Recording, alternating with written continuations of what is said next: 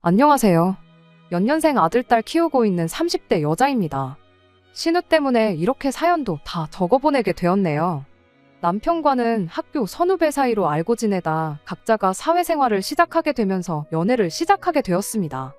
그 뒤로 4년간의 연애 끝에 결국 결혼을 하게 되었고요. 거의 10년간 인연의 결실이 맺어지게 된 것이었죠. 그만큼 오랜 인연이었다 보니 서로 눈빛만 봐도 무슨 생각을 하고 있는지 알 만큼 서로에 대해 속속들이 알고 있다고 생각했는데, 남편은 잘 알았어도 남편한테 이런 정신나간 신우가 있는 줄은 생각도 못했죠. 저희가 결혼하면서 친정집에서 저희 신혼집을 해주셨어요. 반면에 시댁에서는 그 어떤 도움도 받지 못했죠. 그때 당시 시댁 상황이 여의치가 않았거든요. 원래 양가 형편이 거의 같다고 봐도 무방할 정도로 비슷했는데, 저희 결혼 이야기 나오기 1년 전부터 해서 시매부가 하던 사업이 급격하게 안 좋아지기 시작했고, 결국 그 사업 살리겠다고 시부모님 노후자금의 집까지 담보 잡아 시매부한테 투자를 하셨다고 합니다. 그 액수가 자그마치 6억이나 되었다고 해요. 그거 아니었다고 저희가 시댁에서 6억을 지원받을 수 있던 건 아니었겠지만, 남편 말에 의하면 적어도 1억 정도는 지원받아 올 수 있겠다는 게 저희들 생각이었거든요. 남편 말이 그 돈이 뭐 눈안에 가지라고 준 것도 아니고, 사업 다시 자리 잡고 그러면 갚을 돈이니 그 돈은 나중에 다시 이야기해보는 걸로 하면 어떻겠냐고 나와서 그렇게 하기로 했어요.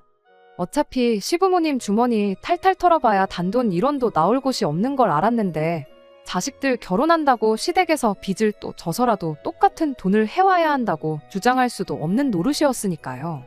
시부모님도 당시에는 일단 급한 불부터 끄고 보자며 돈에 관한 이야기를 최대한 피하는 눈치였는데, 그때는 그저 경제적인 사정이 여의치 않은 걸 저한테 보이고 싶지 않아서 말을 대충 줄인 거라 그렇게 생각하고 넘어갔습니다.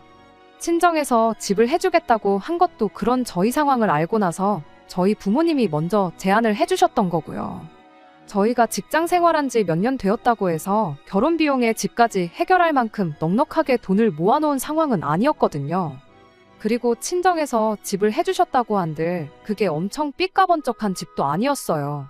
그냥 투자 목적으로 재개발 수요를 노리고 오래전에 사놓은 아파트가 있는데, 당장 재개발을 하는 것도 아니고 못해도 10년은 더 걸려야지 그 주변 일대가 활성화가 될 거라면서 일단 그 집에서 살 수 있게 여건을 마련해 주셨을 뿐, 그 집을 저희 가지라고 주신 것도 아니다 보니 시댁에서 돈 한 푼 안 해줬다고 해서 그게 불공평하네 만에 따질 것도 없었습니다.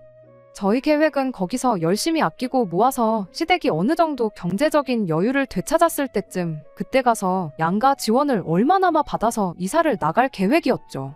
그런데 신혼집 문제가 해결된 걸 가지고 시댁에서 먼저 이야기가 나왔습니다. 솔직히 저희가 살 곳이 해결되었다 뿐이지 집이 생긴 건 아니다 보니 예단이나 예물 같은 허례허식은 최대한 생략을 하고 싶었어요. 당장 그런 인사치레 하는 것보다야 저희가 단돈 얼마라도 더 가지고 있고 그걸로 주식에 투자를 하든 다른 어떤 것에 투자를 하든 그 목돈을 굴리는 게 더 이득이라는 생각이었거든요. 그래서 그 이야기를 드리려고 시댁을 찾아가 집 문제가 어떻게든 해결되었다는 이야기를 꺼냈는데, 시댁에서는 그걸 저희가 신혼살림을 차릴 집이 해결되었다는 게 아니고 친정에서 집 한 채를 사주는 걸로 이해를 했는가 보더라고요. 그래서 제가 다시 그게 아니고 친정 부모님 명의로 있는 집에 저희가 몸만 들어가서 사는 거라고 다시 정정해서 시어머니께 말했죠. 그랬더니 시어머니가 주면 주는 거고 아님 아닌 거지 들어가서 살게 해주는 건 또 뭐냐며 저희 부모님을 두고 약간 치사하다는 식으로 한마디 하더라고요. 어디가 치사하다는 건지는 도무지 모르겠지만 그것보다 시모 반응이 솔직히 황당하고 어이가 없었습니다. 그래도 그땐 남편이 먼저 나서서 우리 집이라고 뭐 얼마나 대단한 거 해가냐고, 당장 축의금 들어오는 것도 가져가실 판인데 당장 들어가 살 곳을 해결해 주신 것만 해도 감사해야 할 일 아니냐면서 어머님한테 한마디 해주더라고요. 물론 그런 자식의 반응을 두고 시어머니, 시아버지 두 분 다 엄청 기분 나빠하셨어요.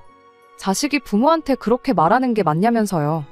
남편은 말투 가지고 그럴 게 아니고 현실적으로 생각해보시라고 단호하게 한마디 하고 그 상황을 그대로 종결시켜버렸습니다. 그때는 남편이 그렇게 든든할 수가 없었어요. 아무튼 그렇게 예단예물 이야기도 잘 넘어가게 되었고, 그렇게 저희는 결혼을 하게 되었습니다. 신혼살림을 시작한 이래로 허투루 쓴 돈 하나 없다고 자부할 만큼 악착같이 살았어요. 남들 하듯이 해외여행도 다녀와 보고 싶고 그랬지만 그런 거 살림살이 안정되고 해도 충분히 늦지 않다 몇 번을 되새기면서 좀 더 나은 미래를 위해 매일같이 열심히 살았습니다. 그리고 그런 와중에 저희 아이들이 태어나게 되었고요. 아이들이 태어나고 나니 우리 아이들을 위해서 더더욱 열심히 살아야겠다는 생각 말고는 다른 생각도 들지 않더군요. 그렇게 작년 말에 마침내 서울에 있는 아파트로 이사를 하게 되었습니다. 30평형인데 화장실이 하나밖에 없는 정말 지은 지 오래된 구축 아파트였지만 저희들 노력으로 구한 집이다 보니 감회가 남달랐어요. 사실 그때쯤 심해부 사업이 정상화되고 시어머니한테 빌려간 돈도 갚고 그래서 양가에 돈 얼마씩 지원받겠구나 그런 계획으로 살고 있었는데 애석하게도 심해부 사업이 결국 망해버리면서 시어머니는 심해부한테 투자했던 돈의 일부조차 돌려받지 못하게 되었어요. 시댁 지원을 못 받게 되었는데 친정 부모님한테 돈 얼마 해달라기는 또 뭐하더라고요. 따지고 보면 친정 부모님 덕분에 조금이나마 빨리 이만큼 돈을 모을 수 있던 거나 마찬가지였으니까요. 그래서 정말 최소한의 대출만 받아서 집을 구하게 되었던 겁니다. 그리고 이사 들어오는 김에 큰맘 먹고 4천만 원 들여서 집도 처음부터 끝까지 싹 다 리모델링을 해버렸어요. 그렇게 리모델링까지 끝나고 한 달 정도 지나서 집들이를 하게 되었습니다. 친정 부모님은 집들이에 오셔서 그간 고생 많았다고 둘이 정말 대단하다고 칭찬 몇 마디 해주시더니 갑자기 1,000만 원이 들어있는 통장을 하나 건네셨어요. 큰 거 못 해줘서 미안하고 이 돈으로 가정가구 새 걸로 바꾸고 싶은 거 있으면 바꾸라고요. 저희들이 신혼 때 장만했던 가정가구들을 대부분 그대로 가져와서 사용하고 있었거든요. 남편은 아무래도 시댁에서 한 푼도 못 받을 걸 알고 있으니 괜찮다고 한사코 거절했지만 친정 부모님이 너무 강하게 나오셔서 결국 그 돈을 받게 되었어요. 그리고 그 다음 주에 시댁 식구들을 초대해 집들이를 하게 되었습니다. 시부모님은 물론이고 신우네도 같이 초대를 하게 되었죠. 신우가 저희 집에 들어오는 순간 이 집 참 재밌다고, 아파트가 외관은 꼬름해 보이는데 아내는 나름 신축 아파트처럼 꾸며놨다고 하면서 뱁새가 황새 따라한다고 수고했다며 칭찬인지 욕인지 모를 말을 하더라고요. 신우네가 한참 사업이 잘 될 때는 서울에 있는 신축 아파트에 살고 있었어요. 저희 집하고는 비교도 안 될 만큼 좋은 집이었죠. 그렇다 보니 보는 기준이 높을 수도 있겠다는 생각은 들었습니다. 하지만 그거야 왕년의 일이지 당장만 두고 보면 월세 생활하면서 여기저기 전전하고 있었거든요. 그리고 그런 사정을 저희가 뻔히 알고 있었다 보니 웬만하면 집들이에 신우네를 부르고 싶지가 않았었어요. 니들은 망해가지만 우리는 잘 나간다고 자랑하는 것처럼 보일 수도 있겠다 싶고 신우가 어떻게 이 상황을 받아들일지 조금 눈치가 보였달까요. 그런데 칭찬인 듯 욕인 듯 집을 평가하는 그 반응을 보니 당장은 상황이 어려울지라도 우리가 집을 샀다는 사실이 그닥 부럽지는 않은가 보다 그런 생각이 들고 다행이구나 싶더군요. 그래서 신우의 애매한 평가에 그냥 적당히 웃어넘기고 말았습니다. 그런데 알고 보니 신우가 저희 집을 우습게 본 게 아니고 진짜 부러워했던 모양이더라고요. 그도 그럴게 당장 방 한 개 딸린 월세집에서 심해부랑 10살 먹은 딸하고 같이 지내는 것도 모자라 시부모님도 같이 모시고 살고 있었거든요. 집들이 이후 그전까지 저희랑은 거의 연락도 없이 지내던 신우가 저한테 자주 연락을 해왔어요. 시조카가 우리 아이들을 너무 보고 싶어 한다면서요. 저희 애들이 그때 2살, 3살이었는데 10살 먹은 시조카에 비하면 한참 어리기도 했고 막상 집들이 때 시조카가 저희 애들을 이뻐하는 느낌은 하나도 없었거든요. 그때는 그저 시조카가 좁아터진 집이 얼마나 싫었으면 말을 그렇게 하면서까지 우리 집에 놀러오고 싶다고 할까 그런 생각이었습니다. 오히려 부모님, 그러니까 신우랑 심해부가 상처받지 않게 애들 보고 싶다고 돌려 말을 하는 게 애가 참 어른스럽구나 하는 생각까지 들었어요. 신우네가 좋아서라기보단 어린 시조카가 불쌍한 마음에 자주 놀러오시라 했죠.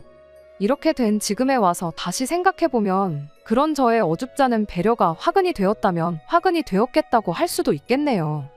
처음에는 저희 집에 올 때마다 주스라도 하나 사들고 오면서 미안한 기색을 보였던 신우가 그렇게 저희 집에 찾아오기 시작한 지 반년쯤 지났을 때는 그냥 자기 집 드나들듯 시도 때도 없이 저희 집에 찾아오고 그랬거든요.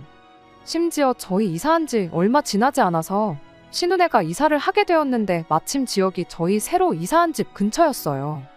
걸어서 25분 거리밖에 되지 않았다 보니까 신우가 마음만 먹으면 아무 때나 올 수 있는 거리가 되면서 그나마 멀리 살 적에는 한 달에 2번 오던 신우가 그냥 틈만 나면 동네 주민회관 드나들듯 오기 시작하게 된 것이었습니다.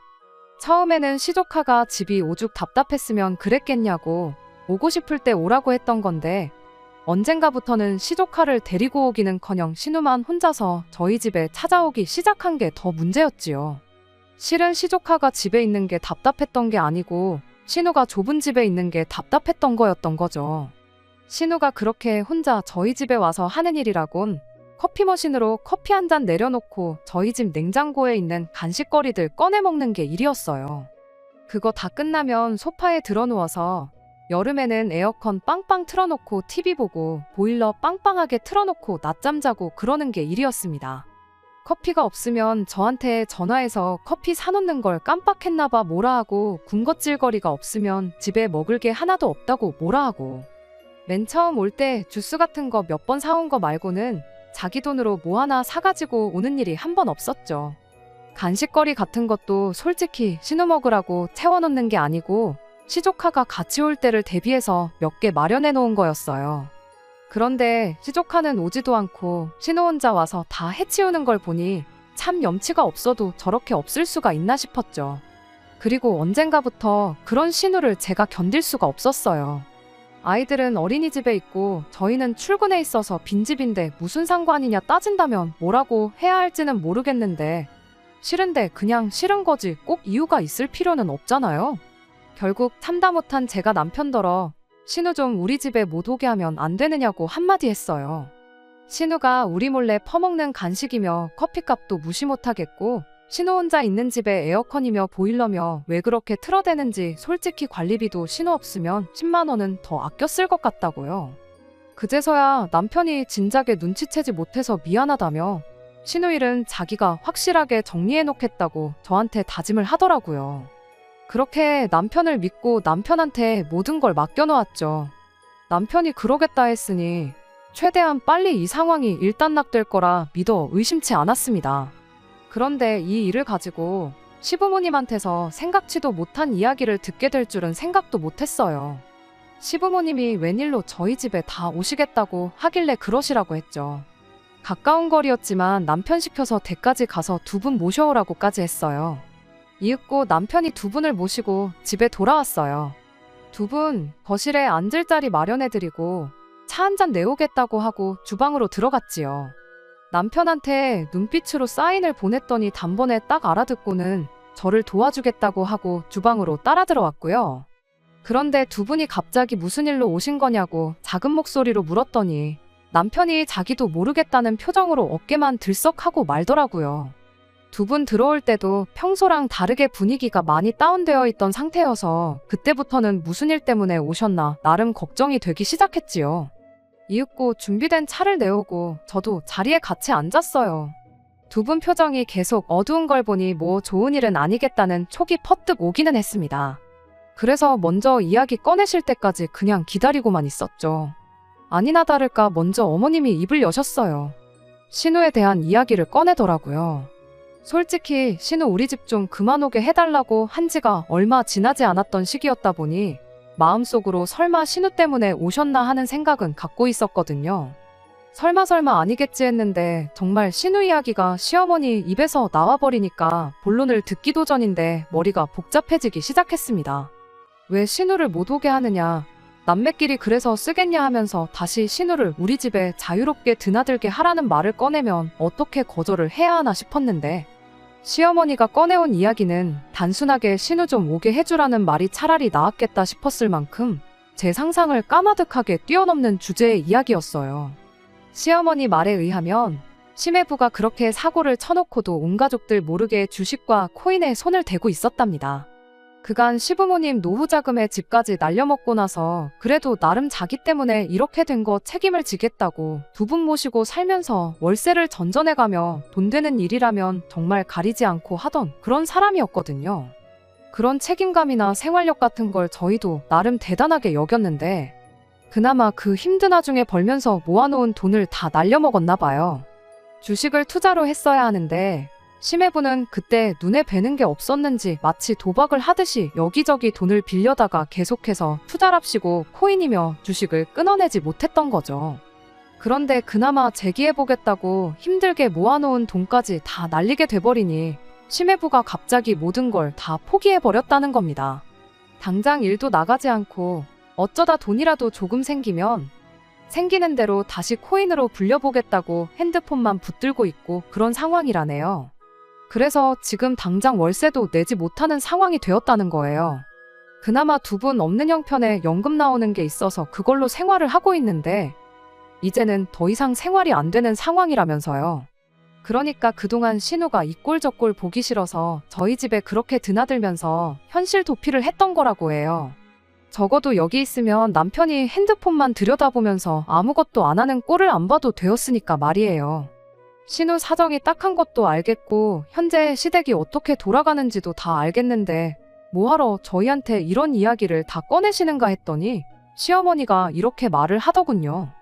여지껏 니들한테 돈 한 푼 해준 게 없었으니 최대한 내 선에서 니들 신경 안 쓰이게 하려고 노력했다만 이제 당신이 할 수 있는 건 여기까지인 것 같다고요. 지난 몇 년간 할 수 있는 만큼 했고 이제는 더는 못하겠으니 그렇게 알라시며 신우네를 저희 집에 살게 해달라는 소리를 하는 겁니다. 말인즉슨 당신들은 연금 나오는 게 있으니 적어도 저희들한테는 손을 안 벌리고 당신들끼리 살겠다는 거죠.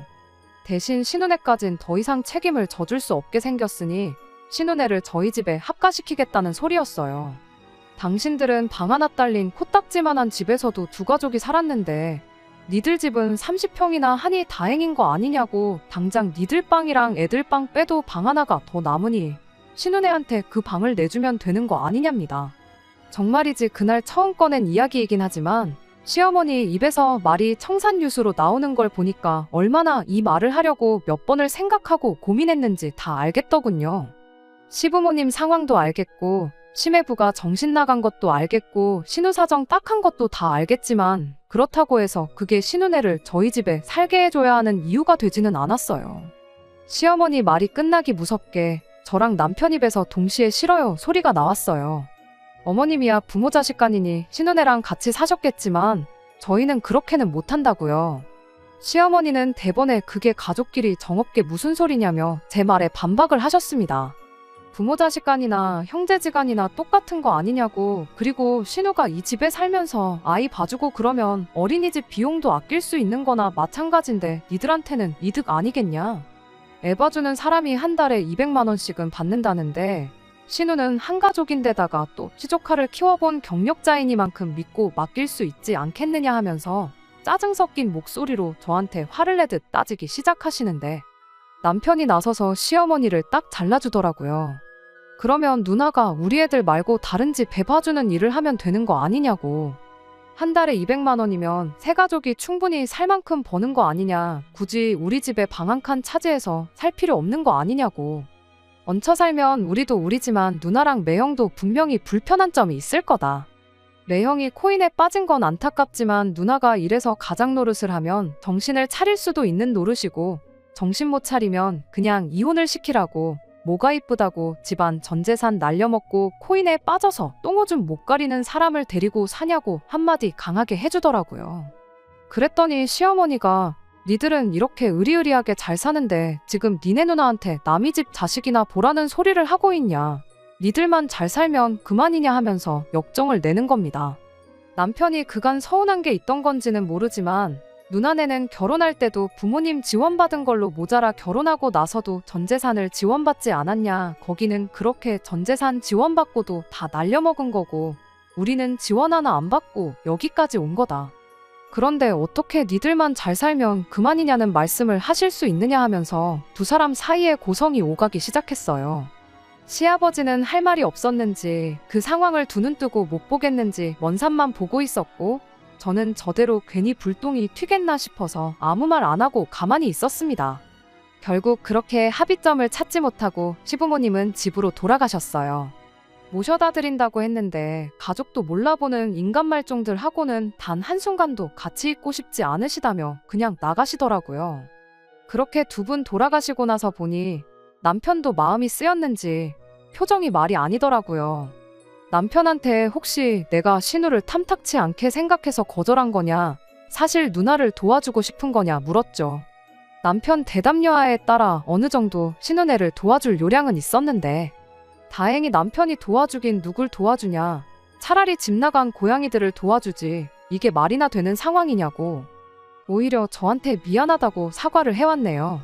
남편이 저는 신경 쓸 필요 없다는 소리에 저는 제 나름대로 상황이 마무리가 되었구나 그렇게 생각을 했어요. 그런데 그 다음 날이었어요.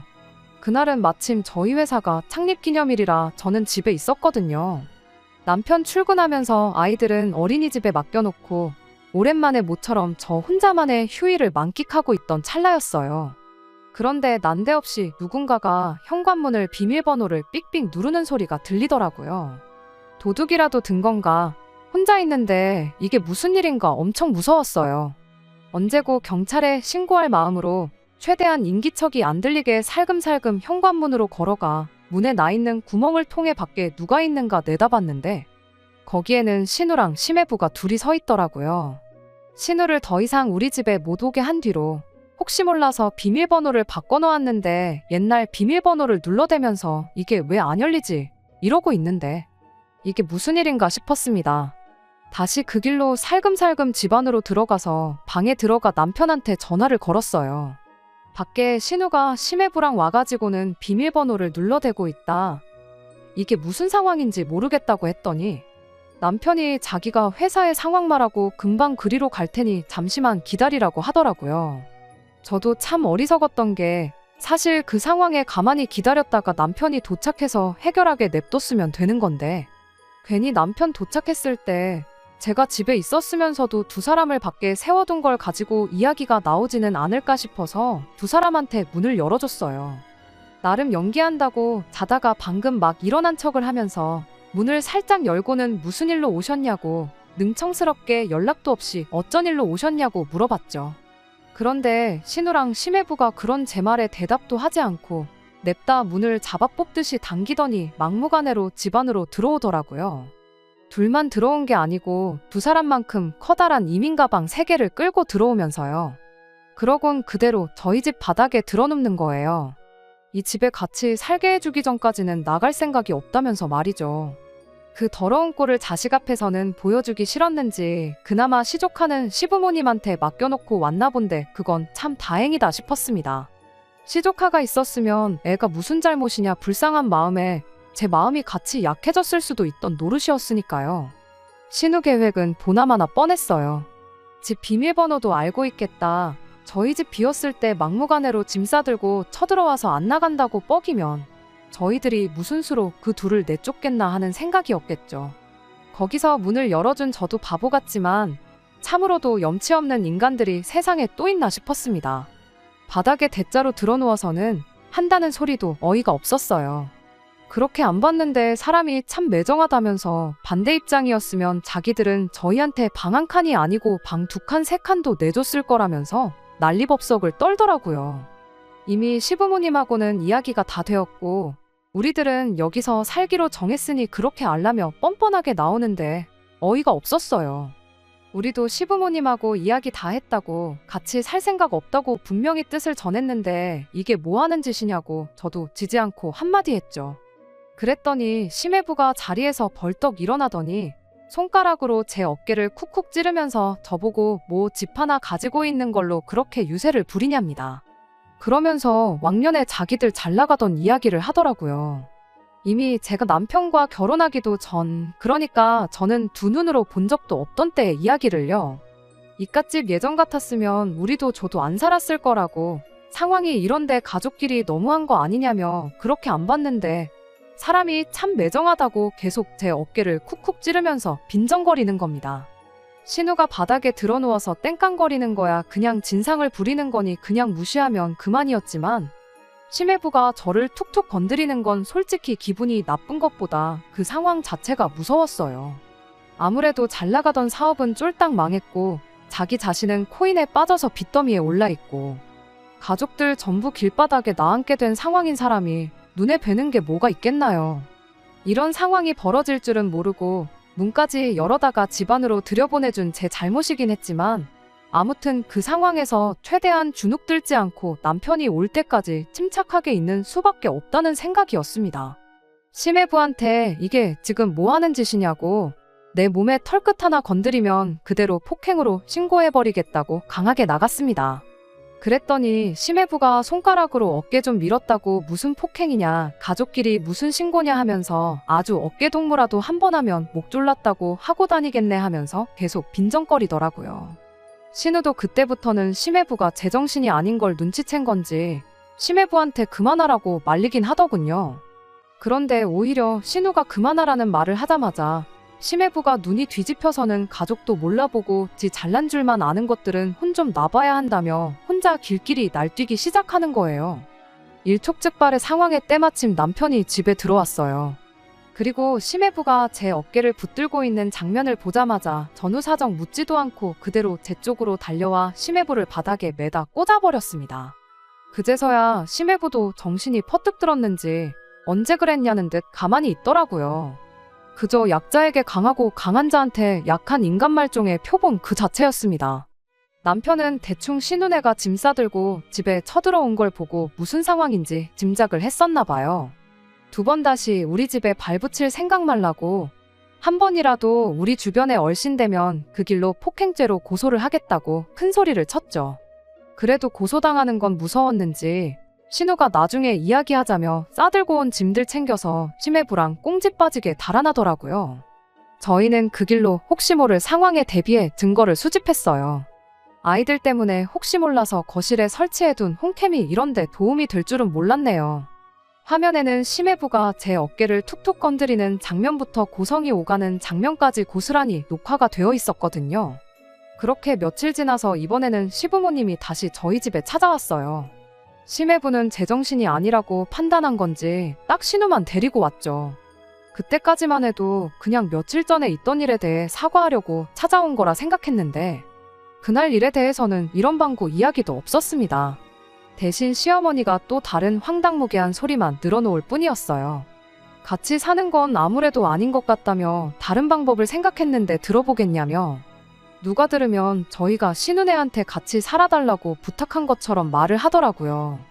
이미 그때부터 들을 가치도 없는 이야기가 나올 거라는 생각이었어요.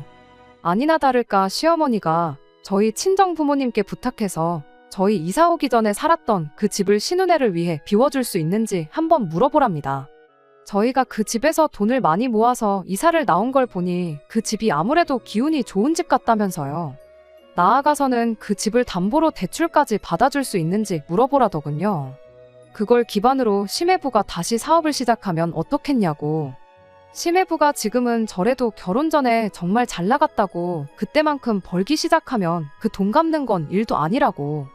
아직도 당신들은 심해부한테 받을 돈이 있긴 하지만 이런 특수한 상황을 고려해서 집하고 돈만 어떻게 도와준다면 친정 부모님 돈을 먼저 갚을 수 있게 양보해주겠다며 선심 쓰듯 이야기를 하더라고요.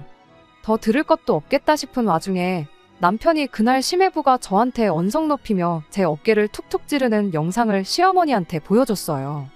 이런 사람한테 지금 뭘 해주고 그것도 모자라 처가의 돈까지 빌려달라고 할 이유가 뭐가 있겠냐고. 당장에라도 고소를 해도 모자랄 인간 도와줄 생각 없고 아무리 누나랑 내 조카가 걸려있다고 한들 자기는 도와줄 생각 추호도 없으니 그만 가시라고 단호하게 한마디를 하더라고요. 그랬더니 시어머니가 가족도 모르는 괘씸한 놈이라며 저희 보고 어디 니들 맘대로 한번 살아보랍니다. 가족들 내치고 연 끊고 살면서 잘 풀리는 사람은 당신 생에 본 적이 없다고. 어디 니들도 잘 되나 한번 지켜보겠다고요. 그 말에 남편이 눈 하나 깜짝 안 하고 연 끊고 살 건데 우리가 잘 되는지 안 되는지 그 소식은 어디서 들으실 거냐고. 연 끊을 거면 소식도 못 들을 만큼 우리 근처에 얼씬도 말아달라며 덤덤하게 한마디 하고 말더라고요. 신우는 행여나 심해부를 진짜로 고소할까봐 걱정이 되었는지 딱히 아무 말도 안 하고 있다가 연 끊는다는 말에도 남편이 꿈쩍도 안 하자 글렀다 싶었는지 시부모님 모시고 집을 나갔어요. 그렇게 시댁 식구들과 연 끊고 지낸 지가 벌써 반년이 다 되어 갑니다. 그간 남편이 제게 말은 안 했지만 그간 신우며 시부모님한테 맺힌 게 많았었나 봐요. 하지만 그래도 가족이라고 나름 걱정은 되는 듯 보이지만 제 앞에서 내색 한번 안 하고 있는 게 고마우면서도 미안할 따름이네요. 며칠 전에 시조카가 혼자서 저희 집에 찾아왔었어요. 오히려 그날의 일이 전화위복이 된 건지 심해부도 정신을 차린 건지 다시 일을 나가기 시작했다 하고 신우도 무슨 일을 하는지는 정확히 모르겠지만 일을 하고 있다고 하네요. 결국 자식이라고 시부모님이랑 같이 한 집에 지내고 있다고 하고요. 아이러니하게도 시어머니 말과는 반대로 이렇게 연 끊고 지내게 되니 오히려 그쪽 집은 정신 차리고 잘 지내게 된 것 같아 보였어요. 어린 시조카 보면 왠지 마음이 짠해져서 도와주고 싶은 마음도 들었지만 여기서 저희가 괜히 오지랖 부릴 필요는 없다고 생각해서 그냥 시조카 필요할 만한 거 몇 개 사서 챙겨주고 집으로 돌려보냈습니다. 괜히 여지를 줬다가 잘하려고 노력하는 사람들 또 헛물키게 만들까 싶어서 말이죠. 연 끊고 지내고 있기는 하지만 아무쪼록 신우네가 어린 시조카를 위해서라도 정신 차리고 다시 제대로 된 인생을 살았으면 하네요. 기회가 된다면 그때는 시댁 식구들과 화해를 할 수도 있을 것 같아요.